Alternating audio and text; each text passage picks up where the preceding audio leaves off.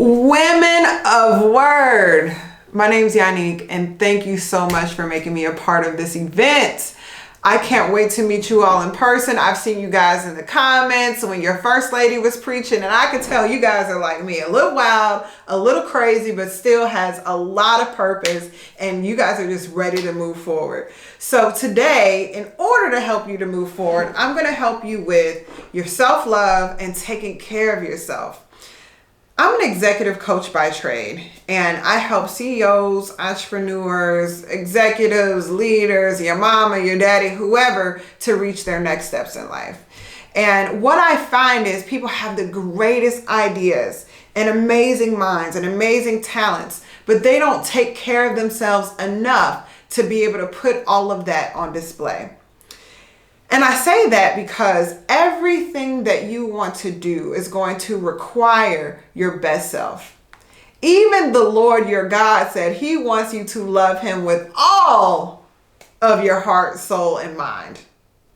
And some of us only have a piece or a thread of all of those things left. And we can say it's everyone else, but the reality is if we find ourselves being empty, most of the time it is our fault because we have not prioritized ourselves enough to build ourselves up and to pour into ourselves so we have something to draw from and to give. And you're probably like me, where I grew up with women, amazing women who were everything. They were everything to everyone, and they played every position. They were the provider. They were the nurturer. They worked 4 and 5 jobs, They were the advocate at the school, the healer, the psychologist. They were the connection between neighbors. They were the volunteer. They were the dog whisperer. They were the person who put out the fires and the arguments in the family. They did everything. And I think we all looked at that and we admired them, and we kind of put those characteristics on a mantle and we said, this is what we're supposed to be as women. Without realizing that we were witnessing what they were doing based upon the circumstances that they were in. And we've created patterns that's become very dysfunctional. Think about it. Even God, with all of his power and knowledge, said, I need multiple people in my house, in my church. There are several roles that need to be filled, different positions that need to be played in order for this to be a success. Let's order this house. We look at what he did and said, I don't need to do that. I can run everything about my house and my life by myself and do everything myself and expect success. That is unintelligent thinking. And there's no way to do it. And there's no way to do it and have any pieces of yourself left to give. I was talking with a client who had a lot of resentment towards their upbringing. And, they were talking about, we all have these stories about our parents, what they were able to do, or they were not able to do, what they weren't giving, or what have you. And really, when you think about it, many of our parents weren't able to give what they didn't have. And a lot of it they didn't have because they were tired. They ran themselves rampant. They worked themselves to death to where they just didn't have the energy and the time and the essence to give anymore. And, we have to give them and ourselves a lot of grace for that, but we have to do better once we've learned better. And this is how you're going to do it. The first thing is I want you to create some white space for yourself. White space is just a space in between. If you look at a beautiful work of art and they want to bring attention to the subject, what they do is they create white space and things surrounding the subject so that way you can zoom in to what it is that they're trying to portray. If you ever look at a piece of artwork where there's stuff going on everywhere, you tend to just soak it all in at once versus, focusing on one specific part of that. And that's what creating white space is. And our lives has very little white space. We are constantly constantly involved in something. We take our cell phones with us to the bathroom. We're constantly watching TV while cooking. We're always being stimulated by something to where our minds just don't have the time to rest.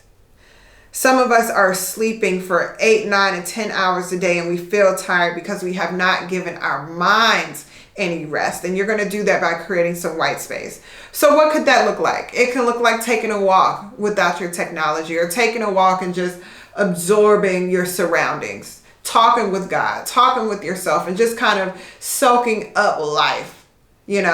White space can look like what Big Mama and everyone used to do, was sitting on your porch. Doing what? Nothing. Just sitting. Sitting with some coffee. Watching people walk by. Looking at the birds. Noticing the changes in the neighborhood. It's just sitting. It can be meditation. It could be prayer. Whatever that is. You have to create some white space for yourself just to bring the stimulation down so you can have room to get creative. The second thing you have to do is you have to define and go after your personal goals. We know what everyone else needs, and we help them to fulfill those things. But what do you need? What do you want? Is it a degree, or an additional degree? Is it a trip somewhere? Do you want to see the world? Do you want to create something? Is there a space in your home that you wanted to make just yours? Is there a specific thing that you want to create, like a piece of art or anything like that? What is it that you want to do that has purpose to you? And many of the excuses I hear when bringing this up is, well, my kids and the school and my job and my husband, everyone else needs something, right? We have to make it a habit to create growth environments. And growth environments are spaces that we create where everyone who walks in that space is required to become their higher self and to be more and to have more capabilities. And we don't create growth spaces when we're doing everything for everyone. There's times where we create resentment because we're like, this person doesn't appreciate me. Well, they don't appreciate you because they don't know your job. They've never had to do it before. And you're upset walking around mad, but you didn't make them have to ever know your job. So for instance, how often do you make your kids make dinner for you? Not only do they need to learn how to cook, but you can take that extra hour to work on the degree that you wanted, or to work out whatever ideas you had, or maybe it's to rest. So you have to define your personal goals and your personal purpose, and then make sure you don't give yourself an excuse as to why you don't need to do it. I'll also say a second thing about that, especially when it comes to kids. Children learn through modeling, or they learn the most through modeling. That is behavior that they've experienced around them, or actions or activities that they are experiencing and soaking in around them. For instance, you ever meet a family that comes from a family of doctors? Well, it's really easy to believe that you can become a doctor when you've watched 6 people become one. I have clients who have complained about maybe their children aren't putting forth their best effort, or maybe not fulfilling their full potential. My question to them is always, are you? What are you doing that shows that you're giving your best to something that your child needs to see? Are they seeing you waste your gifts, and therefore they feel like it's okay for them to waste theirs? I'm sorry, for some of y'all are probably like, whew, yes, it's true. Number 3, I want you to make time for play. Now, I'm not saying to take your wallet and go to Vegas and gamble all your money away and say, well, y'all brought this girl to Women of Word. She was talking about go play, so I played my numbers. No, that's not what I mean. I mean activities that you do just for fun. Some of y'all used to love playing basketball. You used to go hiking. You used to draw, and you haven't drawn in 10 years. You used to love to sew and knit and crochet and do all of these different things that you did just because you like to. Well, that's the second thing that human beings are driven by. The first one being purpose, and the second one being play. Our subconscious has not grown past the age of 8, meaning the things that excite us are the same things that excited us then. You know, if you like to play with dolls then, you may want to go ahead and start a collection now, or creating something, who knows? But you have to do something for play. And that is just fun without purpose. You're doing it just because, you know. Take an online dance class, or when things open up, you know, go dance in person. Do whatever it is that you need to do where you can connect and just have fun just for the sake of it. Number 4, you have to create boundaries. Some of us are not able to be compassionate, and we're upset at having outbursts with other people and not enjoying our lives because we have not set boundaries. People who have well-defined and well-respected boundaries have an easier time being compassionate towards others and being patient with others. So an example of that is, let's say, you know, you were going to take a bath, and I call them recharge baths. You know, when you have your Calgon and your candles and, you know, all of these things going. And let's say you set your recharge bath, you know, maybe you like to have an hour. And let's say every 5 minutes someone came and knocked at the door and said your name, or opened the door and interrupted you. How do you leave from out of that recharge bath? 1, you're unrecharged because you've had far too many interruptions. Secondly, you're upset at every person and annoyed at every person that came to knock at your door with things that aren't important. That is an example of not setting boundaries. There were times when I remember my mother came home and she says, give me 30. And when she said, give me 30, that means she doesn't want to knock on the door, no calls, no questions or anything for 30 minutes, so she can regroup herself and be prepared to give back towards me and back towards her family. So set boundaries for yourself. What is it that you need the people around you to respect? Number 5, this one's important, but it's also hard. Require what it is that you need. If you need more time with your husband, require that. If you need more respect, require that. Whatever it is that you require or that you need, you must require. Many of us are walking around offended. Offense comes from unstated expectations that were not met. I'll say that again. Offense comes from unstated expectations that were not met. I have to think for how people talk to me. I don't know. I just, you know, my mother was very respectful. My dad was, and all these things. And so someone starts talking to me sideways, I am very offended. You know, a certain volume, all that stuff. I don't know what it is. But what I've learned to do is to state my expectations when it comes to banter between myself and others. So I let them know, hey, I really don't like the volume and the tone of this conversation. Let's take 5 until we can switch that. Because you're definitely not going to get the best response from me at that time.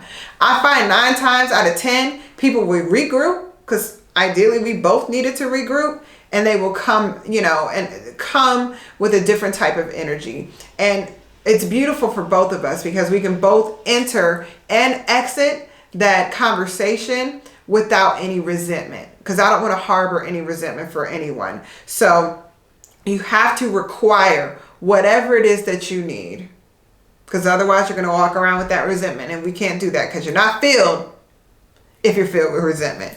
Lastly, please, women of word, prioritize your physical health.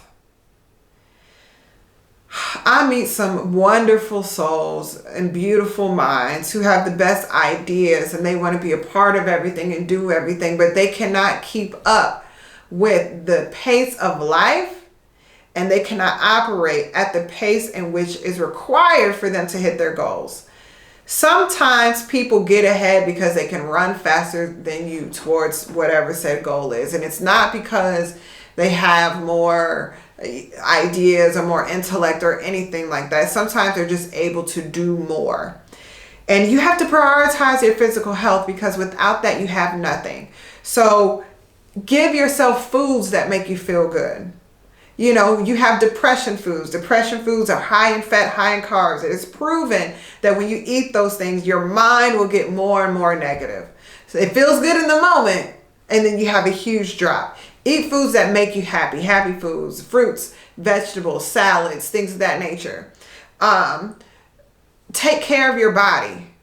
You lose what you don't use. Go for walks. If let's say you're addicted to a particular show, go on a walk. Watch the show on your phone and walk around your neighborhood or something like that. Go on bike rides, go on hikes. It's not about exercising, it's about moving. And there's something that we all like to do. Maybe you like to skate, maybe you want to go for a dance class, maybe you want to do whatever. Just prioritize your physical health. And women of word, if you do all of these things, I promise you will be on pace to get to whatever that next level is in your life, and the creativity and the intuition and the energy and the positivity and everything else you need to be your best self is going to come through. So thank you so much, and please reach out to me if you need any additional support, questions, or anything. I am here for you.